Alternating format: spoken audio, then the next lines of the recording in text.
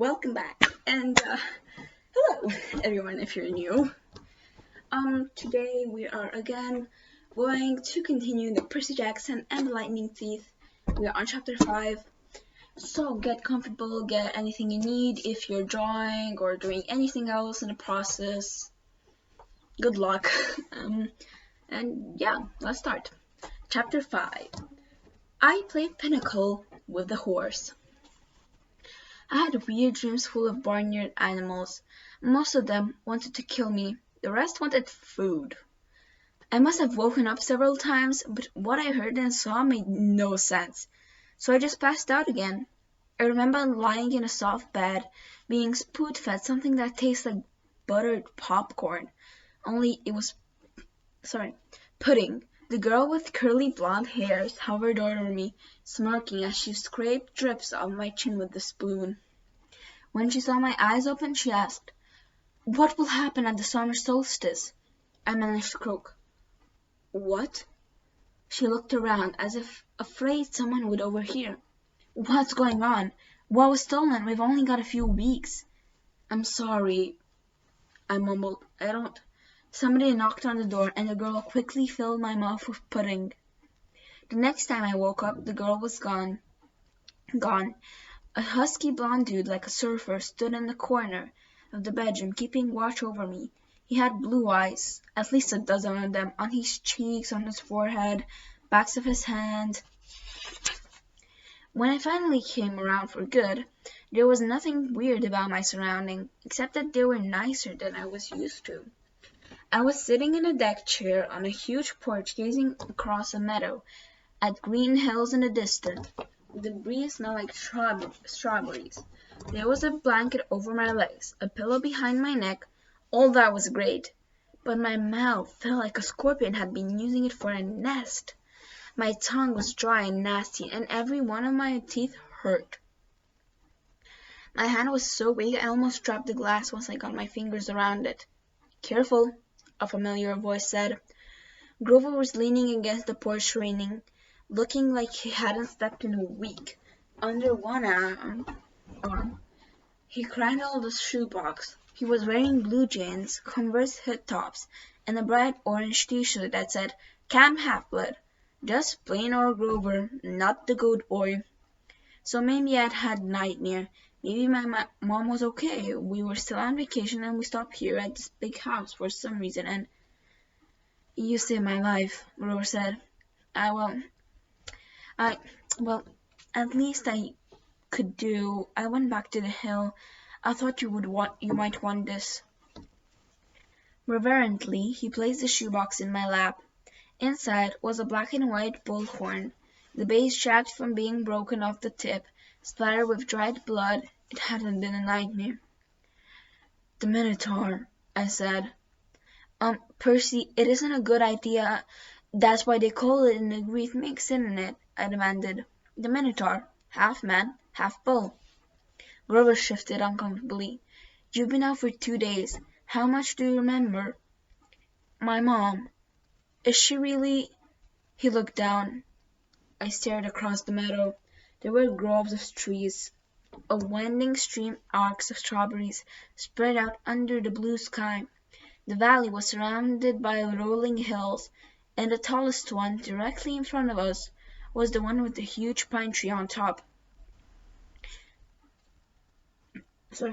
Even that looked beautiful in the sunlight. My mother was gone. The whole world should be black and cold. Nothing should look beautiful. "I'm sorry," Grover shifted. "I'm a failure. I'm the worst satyr in the world," he moaned, stomping his foot so hard it came off. The Converse hip top came off. The inside was stone with styrofoam except for a hoof-shaped hole.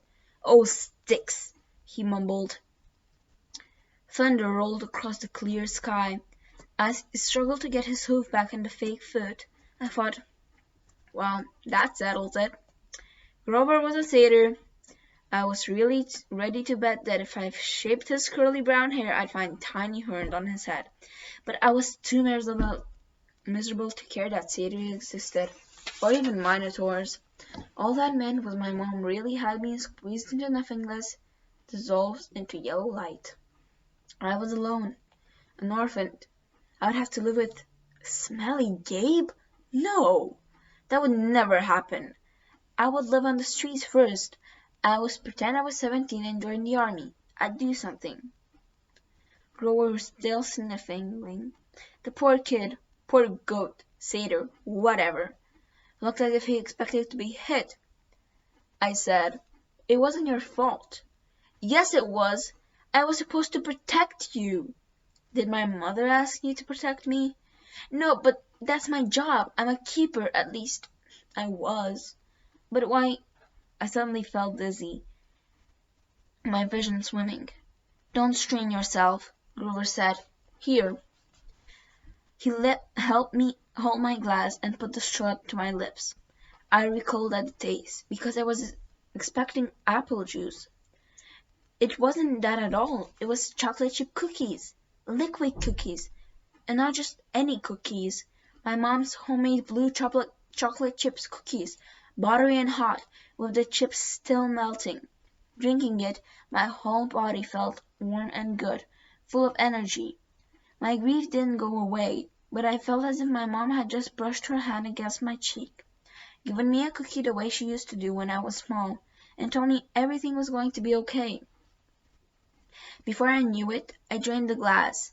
I stared into it, sure I just had a warm drink, but the ice cubes hadn't even melted. "Was it good?" Grover asked. I nodded. "What did it taste like?" He sounded so wistful, I felt guilty. "Sorry," I said. "I should have let you taste." His eyes got wide. My voice is getting hoarse. It's just the 5th chapter today. I'm not used to reading so much out loud. Where was I? Oh, yeah. No, that's not what I meant. I just wondered. "Chocolate chip cookies," I said. "My mom's. Homemade." He said, "And how do you feel?" "Like I could throw Nancy Bow with it 100 meters. "That's good," he said. "That's good. I don't think you should risk drinking any more of that stuff." "What do you mean?" He took the empty glass from me gingerly, as if it were dynamite, and set it back on the table. "Come on. Kyron and Mr. D are waiting." The porch wrapped all the way around the farmhouse. My legs felt wobbly trying to walk that far. Grover offered to carry the Minotaur horn, but I held onto it. I'd paid for that souvenir the hard way. I wasn't going to let it go. As we came around the opposite end of the house, I caught my breath. We must have been on the north shore of Long Island, because on this side of the house the valley marched all the way to Long Island Sound, which glittered about a mile in the distance. Between here and there, I simply couldn't process everything I was seeing. The landscape was dotted with buildings that looked like ancient Greek architecture, an open-air pavilion, an amphitheater, a circular arena, except that they all looked brand new, the white marble columns sparkling in the sun. In the nearby sand pit, a dozen high school-aged kids and satyrs played volleyball, canoes gliding across a small lake. Kids in bright orange t-shirts, like Grover's, were chasing each other around a cluster of cabins nestled in the woods, some short targets at an archery range, others rode horses down a wooden trail, and unless I was hallucinating, some of the horses had wings. Down at the end of the porch, 2 men sat across from each other at a card table. The blonde-haired girl, who'd spoon-fed me popcorn-flavored pudding, was leaning on the porch rail next to them. The man facing me was small, but porky. He had a red nose, big, watery eyes, and curly hair so black it was almost purple. He looked like those paintings of baby angels. Why do you call them hubbubs? No, cherubs. That's it. He looked like a cherub who'd turned in a middle-aged in a trailer park. He wore a tiger-patterned Hawaiian shirt, and he would have fitted right into in at one of Gabe's poker parties. Except I got a feeling this guy could have gambled even my stepfather. That's Mr. D, Grover murmured at me. He's the camp director. Be polite. The girl? That's Annabeth Chase. She's just a camper, but she's been here longer than just anybody, and you already know Kyron. He pointed at the guy whose back was at me. First I realized he was sitting in a wheelchair. Then I recognized the tweed jacket, the thinning brown hair, the scraggy beard. Mr. Brunner! I cried. The Latin teacher turned and smiled at me. His eyes had the mischievous gleam that somebody got in class when he pulled up pop quiz and made all the multiple choice answers B. Ah, good, Percy, he said. Now we have 4 for pinnacle. He offered me a chair to the right of Mr. D, who looked at me with bloodshot eyes and waved a great sigh. Oh, I suppose I must say it. Welcome to Camp Half-Blood. There, now don't expect me to be glad to see you. Thanks. I scooted a little further away from him, because if I were one of the things I had learned from living with Gabe, it was how to tell when an adult had been hitting the happy juice. If Mr. D was a stranger to alcohol, I was a satyr. Just a second.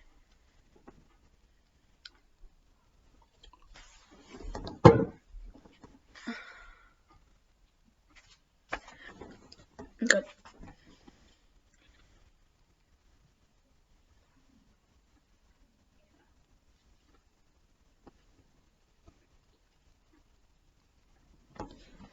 Sorry. Annabeth, Mr. Brunner called to the blonde girl. She came forward, and Mr. Brunner introduced us. This young lady nursed you back to health, Percy. Annabeth, my dear, why don't you go check on Percy's bunk? We'll be putting him in cabin 11 for now. Annabeth said, Sure, Kyron. She was probably my age, maybe a couple of centimeters taller, and a whole lot more athletic-looking, with her deep tan and her curly blonde hair. She was almost exactly what I thought of stereotypical Californian girl would look like, except her eyes ruined the image. They were startling gray, like storm clouds, pretty, but intimidating too, as if she was analyzing the best way to take me down in a fight. She glanced at the Minotaur horn in my hand, then back at me. I imagined she was going to say, You killed the Minotaur? Or, Wow, you're so awesome, or something like that. Instead she said, You drool in your sleep. Then she sprinted off down the lawn, her blonde hair flying behind her. So, I said, anxious to change the subject, you, work here, Mr. Brunner? Not Mr. Brunner, the ex-Mr. Brunner said. I'm afraid that was a pseudonym. You may call me Kyron. Okay. Totally confused, I look at the director. And Mr. D, does that stand for something? Mr. D stopped shuffling the cards. He looked at me like I just belched loudly. Young men. Names are a powerful thing. You don't just go around using them for no reason. Oh, right, sorry. I must say, Percy, Kyron Brunner broke in, I'm glad to see you alive. It's been a long time since I made a house call to a potential camper. I'd hate to think I was in my time. House call? My year at Yancey Academy to instruct you. We have satyrs at most school, of course, keeping a lookout. But Grover alerted me as soon as he met you. He sensed you were something special, so I decided to come upstate. I convinced the other Latin teacher to, take a leave of absence. I tried to remember the beginning of the school year. It seemed like so long ago, but I didn't have a fuzzy memory of there being another Latin teacher my first week at Yancey. Then, without explanation, he had disappeared and Mr. Brunner had taken the class. You came to Yancey just to teach me? I asked. Kyron nodded. Honestly, I wasn't sure about you at first. We'd contacted your mother, let her know we were keeping an eye on you in case you were ready for Camp Half-Blood, but you still had so much to learn. Nevertheless, you made it here alive, and that's always the first test. Grover, Mr. D said impatiently, are you playing or not? Yes, sir, Grover trembled as he took the fourth chair, though I didn't know why he should be so afraid of a pudgy little man in a tiger-print Hawaiian shirt. You do know how to play pinochle, Mr. D eyed me suspiciously. I'm afraid not, I said. I'm afraid not, sir, he said. Sir, I repeated. I was liking the camp director less and less. Well, he told me, it is along with the gladiator fighting and Pac-Man one of the greatest games ever invented by humans. I would expect all civilized young men know how to play, know the rules. I'm sure the boy can learn, Kyron said. Please, I said, what is this place? What am I doing here? Mr. Burner, Kyron, why would you go to Yancey Academy just to teach me? Mr. D snorted. I asked the same question. The camp director dealt the cards. Grover flinched every time one landed in his pile. Kyron smiled at me sympathetically, the way he used to in Latin class, as if to let me know that no matter what my average was, I was his star student. He expected me to have the right answer. Percy, he said, did your mother tell you nothing? She said, I remember her sad eyes looking out over the sea. She told me she was afraid to send me here, even though my father had wanted her to. She said that once I was here, I probably couldn't leave. She wanted me to keep her close to her. Typical, Mr. D said. That's how they usually get killed. Young men, are you bidding or not? What? I asked. He explained impatiently how you bid in Pinnacle, and so I did. I'm afraid there's too much to tell, Kyron said. I'm afraid our usual orientation film won't be sufficient. Orientation film? I asked. No, Kyron decided. Well, Percy, you know your friend Grover is a satyr. You know, he pointed to the horn in the shoebox, that you have killed the Minotaur. No small feat either, lad. What you may not know is that great powers are at work in your life. Gods. The forces you call the Greek gods are very much alive. I waited for someone to yell, no! But all I got was Mr. D yelling, oh, a royal merit, trick, trick, he crackled as he tailed up his points. Mr. D, Grover said timidly, if you're not going to eat it, could I have your Diet Coke can? Huh? Oh, all right. Grover bit a huge shard of an empty aluminum can and chewed on it mournfully. Wait, I told Kyron. You're telling me there's such thing as God? Well now, Kyron said, God, capital G, God, that's a different matter altogether. We shan't delve with the metaphysics. Metaphysics? But you were just talking about gods, plural. As in great beings that control the forces of nature and human endeavors, the immortal gods of Olympus, that's a smaller matter. Smaller? Yes, quite. The gods we discussed in Latin class. Zeus, I said, Hera, Apollo, you mean them? And there it was again, distant thunder and cloudless day. Young men, said Mr. D, I would really be less casual about throwing those names around if I were you. But they're stories, I said. They're myths to explain lightning and season and stuff. They're what people believe before there was science. Science, Mr. D scoffed. And tell me, Percy Jackson. I flinched when he said my real name, which I never told anyone. What will people think of your science 2,000 years from now? Mr. D continued. They will call it Piffin and Mumbo Jumbo, that's what. Oh, I love mortals. They have absolutely no sense of perspective. They think they come so far. And have they, Kyron? Look at this boy and tell me. I wasn't liking Mr. D much, but there was something about the way he called me mortal, as if he wasn't. It was enough to put a lump in my throat, to suggest why Grover was dutiful, minding his cards, chewing on his soda can, and keeping his mouth shut.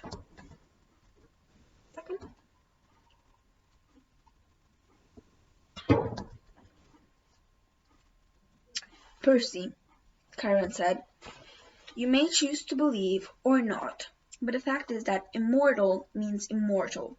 Can you imagine that for a moment? Never dying, never fading, existing just as you are, for all time. I was about to answer off the top of my head that it sounded like a pretty good deal, but the tone of Kyron's voice made me hesitate. You mean whether people believe in you or not? I said, exactly. Chiron agreed. If you were a god, how would you like being called a myth, an old story to explain lightning? What if I told you, Percy Jackson, that someday people will call you a myth, just created to explain how little boys can get over losing their mothers? My heart pounded. He was trying to make me angry for some reason, but I wasn't going to let him.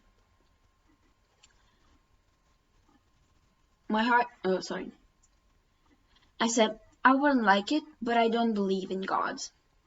Oh, you'd better, Mr. D murmured, before one of them incinerates you. Grover said, please, sir, he's just lost his mother. He's in shock.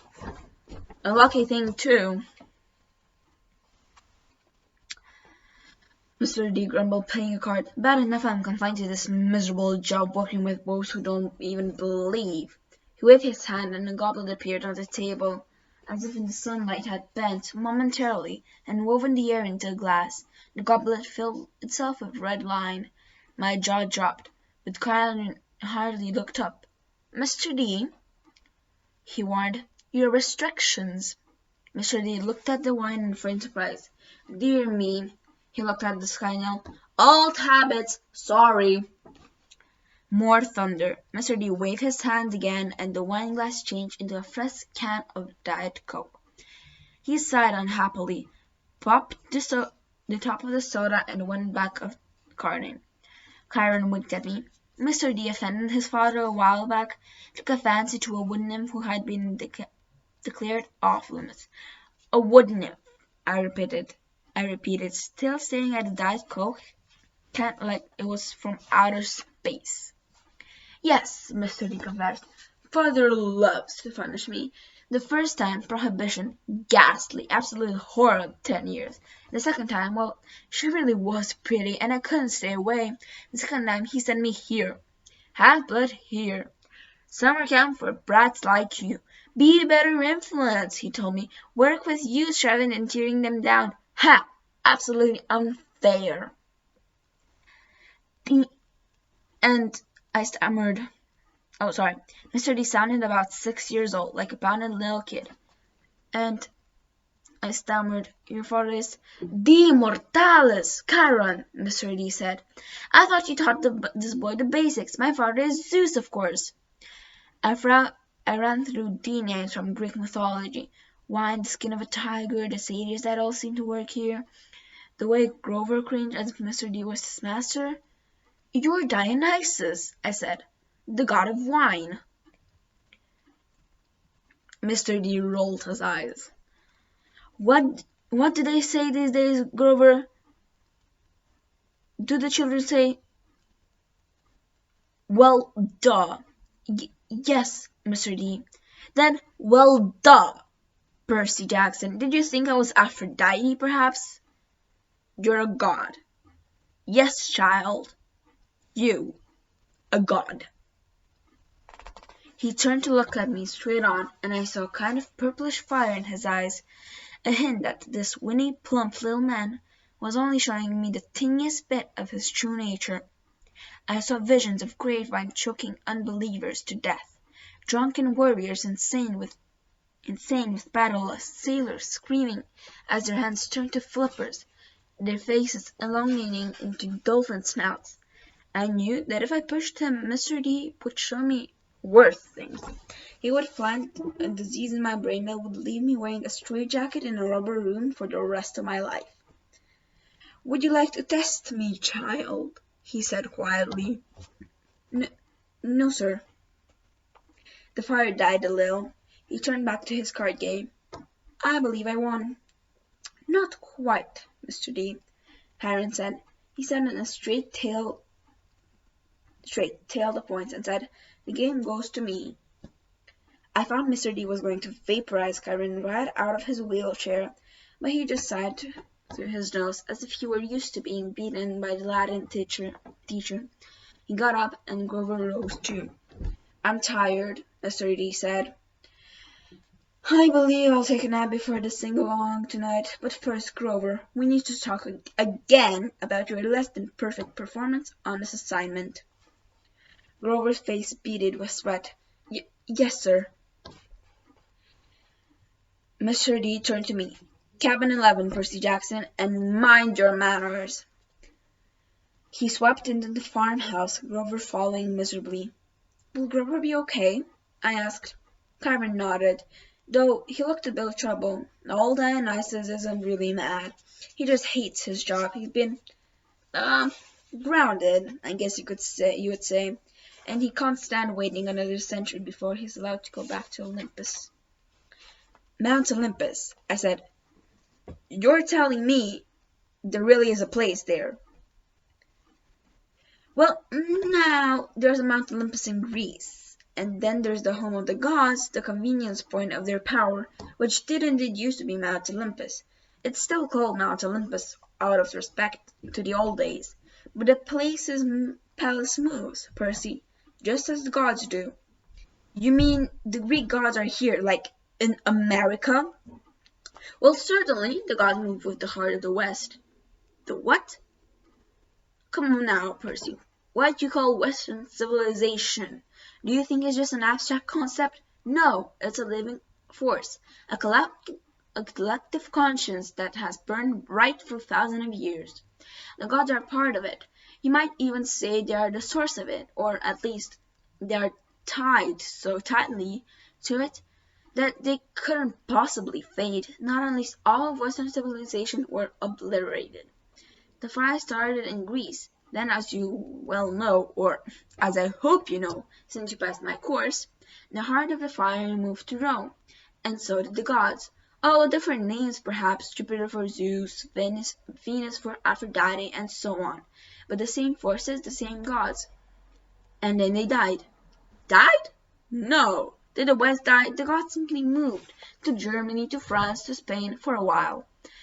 Wherever the flame was brightest, the gods were there. They spent several centuries in England. All you need to do is look at the architecture. People do not forget the gods.